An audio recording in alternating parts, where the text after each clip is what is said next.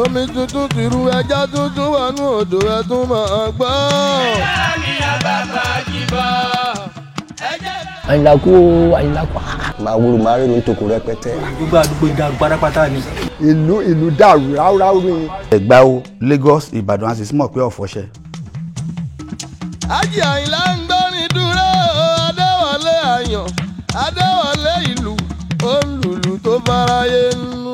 Àyìnlá got his stage name when he moved with his mother to his mother's side of Itoko. Àyìnlá is said to be somebody who likes to get into fights and quarrels easily. Then the whole area will be Àyìnlá Túndé ọmọ wúrà ọmọ tó gbé wá bí wá ohun tó tún dálẹ̀ o, things like that. That was where he got his stage name. But his real name is Waidi Àyìnlá Yusuf, the son of Gbogbolowo, a native blacksmith in Itoko area of Abeokuta. Lábẹ́òkúta ó lẹ́yẹ pé kájọ kan báyé àgbẹ̀kùn ayádùn olóyin nínú bàbá tuntun jẹ́ owó tuntun wáyé. There's no place you will get to then in Abeokuta, not just Abeokuta, in probably some other areas within Ogun State and even beyond. You go to Idioro in Lagos, it's Àyìnlá Ọmọwúrà. No party will be complete without having the music of Ọmọwúrà those days. Ideally ó yẹ kí ó gba national award.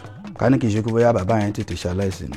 Orin Àyìnlá dá yàtọ̀ pátápátá nínú gbogbo olórin nílẹ̀ Yorùbá. Àǹfààní tó wà níbẹ̀ ó yẹ ká ní yunifásitì Lábẹ́òkúta ó yẹ ká ní yunifásitì. Ọmọwúrà kò ní lọ́kàn láti kọrin fẹ́lòmíì jẹ̀gbá lọ. Abẹ́òkúta ni bẹ́ẹ̀sì ẹ̀, Abẹ́òkúta ló ń kọ. Ló ti jẹ́ pé ọ̀pọ̀lọpọ̀ ọ̀rọ̀ míì tí ẹ bá gbọ́ àwọn èèyàn ṣẹ̀ máa béèrè ni pé kí ló wí ń bì tẹ́ ò bá ti jẹ́ ẹni tó gbọ́ orin tàbí tó mọ àwọn agbègbè Abẹ́òkúta orin náà ní èèyàn. Mi ò débì kan rí látìgbà tí mo ti ń dàgbà kéèyàn kan sọ pé bàbá ẹ̀ ò dá. Táwọn wẹ̀yìn lọ́ máa ró mọ́jú láwa pé ìyá Kàbírà kó o pọ́n ṣe ní títì ń bẹ̀yẹ̀ bá ń pè ṣàfàrú àti jìnnàdù iye bá Kábírù ẹgbẹ́ mọ́ wà lé o. With the 40th anniversary coming up, I believe the stage has already been set now. Now you can see a lot more uniformity or unison within the family working together to ensure that they are able to promote the name and the type of music that he represented.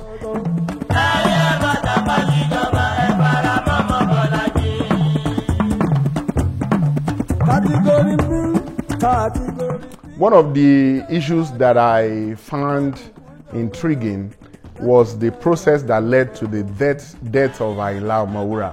Àyìnlá and his band members used to have rehearsals on Thursdays. They said after one of their rehearsals, Àyìnlá Ọmọwúrà told all of them, he announced to all of them that one of you band members will kill me.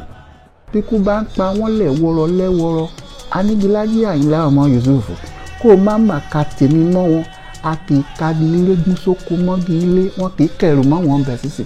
Ṣàngó ò ní ka ṣáàmọ́ nǹkan ẹbọra, a ní gbọ́kú ẹ̀dàn, a ní gbọ́kú rẹ̀lẹ̀. Àyìnlá wọn ò ní gbọ́kú ẹlẹ́mọ̀ṣọ́ mi. So ara yẹn ti sọ̀rọ̀ fún.